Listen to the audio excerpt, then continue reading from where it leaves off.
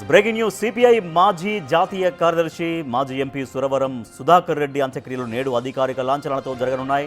CM Revanth Reddy ఆదేశాలతో అధికారులు ఏర్పాట్లు చేశారు. సురవరం అంతిమయాత్రను ఇవాళ నిర్వహిస్తున్నామని సిపిఐ ప్రకటించింది. సురవరం భౌతికాయాన్ని ఉదయం 9 గంటలకు గచ్చిబౌలిలోని కేర్ ఆసుపత్రి నుంచి హిమాయత్ నగర్లోని పార్టీ కార్యాలయం మగ్దూమ్ భవన్కి తరలిస్తారు. ఉదయం 10 గంటల నుంచి మధ్యాహ్నం 3 గంటల వరకు భౌతికాయాన్ని ప్రజల సందర్శనకు ఉంచుతారు. అనంతరం పార్టీ కార్యాలయం నుంచి గాంధీ వైద్య కళాశాల వరకు అంతిమ యాత్ర నిర్వహిస్తారు. సురవరం భౌతిక కాయాన్ని వైద్య విద్య పరిశోధనల కోసం వైద్య కళాశాలకు అప్పగించనున్నారు. పార్టీ శ్రేణులు ఎర్ర వస్త్రాలు ధరించి సురవరం అంతిమ యాత్రలో పాల్గొనాలని సిపిఐ రాష్ట్ర కార్యదర్శి కూనంనేని సాంబశివరావు కోరారు. సురవరం భౌతిక కాయానికి సీఎం రేవంత్ రెడ్డి, మంత్రులు, పలువురు నాయకులు నివాళులు అర్పించనున్నారు. ఉదయం 10 గంటలకు సిపిఐ కార్యాలయానికి వెళ్లి శ్రద్ధాంజలి ఘటిస్తారు.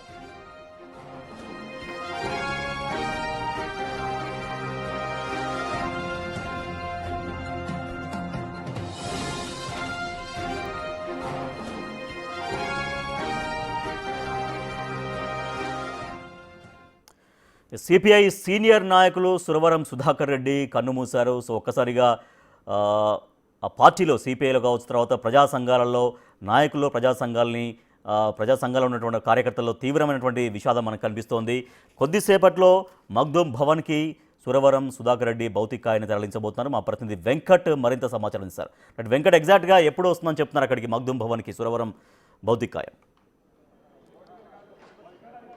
రాజేష్, ఇప్పటికే భౌతిక కాయం రాష్ట్ర పార్టీ కార్యాలయానికి చేరుకున్నది. మొత్తం కూడా భారతదేశ వ్యాప్తంగా అన్ని రాష్ట్రాల నుంచి కూడా పెద్ద ఎత్తున పార్టీ శ్రేణులు, పార్టీ నేతలు ఇక్కడికి తరలివచ్చారు.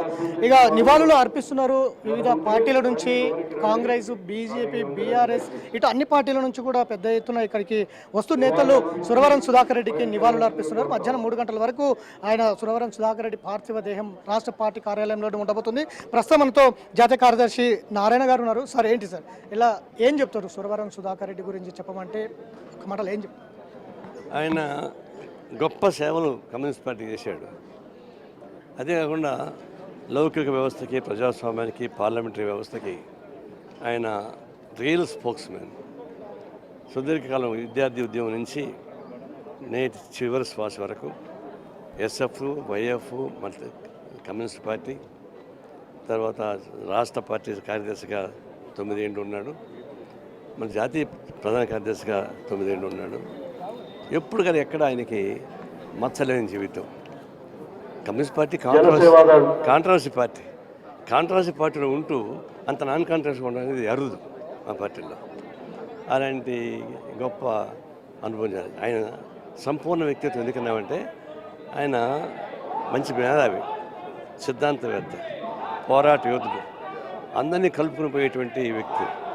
మేధావులు సైతం ఇది అపొలిటికల్, నాన్ పొలిటికల్ లీడర్ అని చెప్పేవాడు. అలాంటి పద్ధతుల్లో వాటి లోపల వాటి బయట అనంత పలుకుబడినటువంటి వ్యక్తి. ఆయన పోవడం చాలా బాధాకరం. అయితే చివరిలో ఆయన చాలా ఆరోగ్యరీత్యా బాధపడ్డాడు.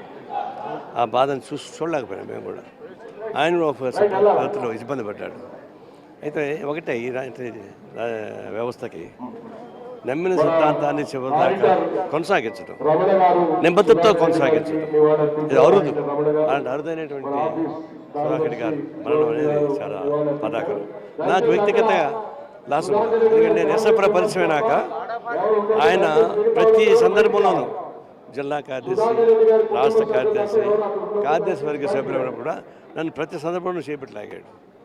పెద్దవాళ్ళ వేలు పెట్టుకుని తీసుకుపోతారు పిల్లల్ని అట్లా.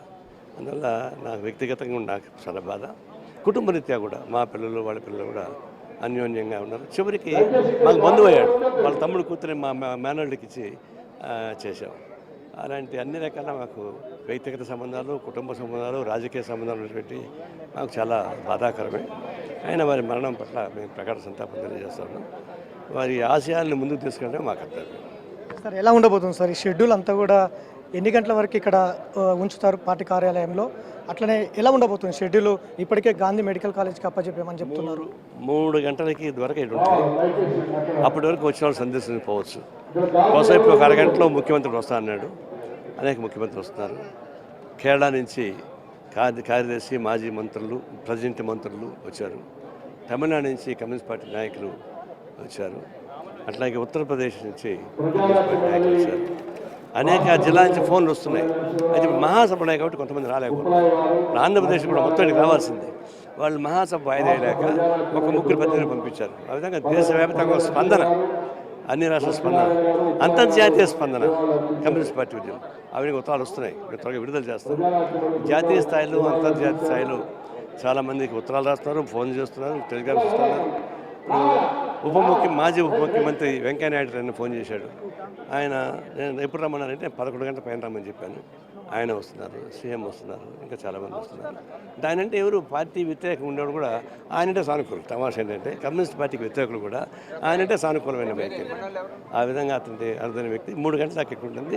3 గంటల తర్వాత గాంధీ మెడికల్ కాలేజీలో ఆయన ఇప్పటికే నేత్రదానం చేసి జరిగింది. ఆ విధంగా చేస్తా ఉన్నాం. సో ఇది మధ్యాహ్నం 3 గంటల వరకు రాష్ట్ర పార్టీ కార్యాలయంలో ఉంచుతారు. మొత్తం కూడా వివిధ రాష్ట్రాల నుంచి పెద్ద ఎత్తున నేతలు రాబోతున్నారు. అందరికీ కూడా సురవరం సుధాకర్ రెడ్డికి నివాళులు అర్పిస్తున్నటువంటి పరిస్థితి. ఇప్పటికే భారత కమ్యూనిస్టు పార్టీలు అన్నీ కూడా సురవరం సుధాకర్ రెడ్డికి నివాళులు ప్రకటించాయి. ఏదైతే రెడ్ ఫ్లాగ్ ఉంటుందో అదంతా కూడా అవగతం చేసినటువంటి పరిస్థితులు కనిపిస్తున్నాయి. మధ్యాహ్నం 3 గంటల తర్వాత ఇక్కడ నుంచి మగ్దుం భవన్ నుంచి గాంధీ హాస్పిటల్ వరకు భారీ ర్యాలీతో రెడ్ వాలంటీర్స్తో పూర్తి స్థాయిలో గాంధీ మెడికల్ కాలేజ్ వరకు వెళ్తారు. అక్కడ ఆయన పార్థివ దేహాన్ని గాంధీ మెడికల్ కాలేజ్కి అప్పచెప్తారని కూడా పార్టీ వర్గాలు చెప్తున్నటువంటి పరిస్థితి అయితే ఇక్కడ కనిపిస్తూ ఉంది. Right, thank you Venkat. CPI senior నాయకులు మాజీ ఎంపీ సురవరం సుధాకర్ రెడ్డి పార్థివ దేహాన్ని సిపిఐ రాష్ట్ర కార్యాలయం మగ్దూం భవన్లో ఉంచారు. మధ్యాహ్నం 3 గంటల వరకు ఉంటుంది. 3 గంటల వరకు అంజలి ఘటించవచ్చు. సో ఒక ముఖ్యమంత్రులు, ఇతర రాష్ట్రాల నుంచి నాయకులు, చాలా సీనియర్ నాయకులందరూ కూడా రాబోతున్నారు, ఆయనకి అంజలి ఘటించబోతున్నారు. అనంతరం 3 గంటల తర్వాత అక్కడి నుంచి గాంధీ ఆసుపత్రికి వెళ్ళి ఆయన భౌతికాయాన్ని గాంధీ ఆసుపత్రి మెడికల్ కాలేజీకి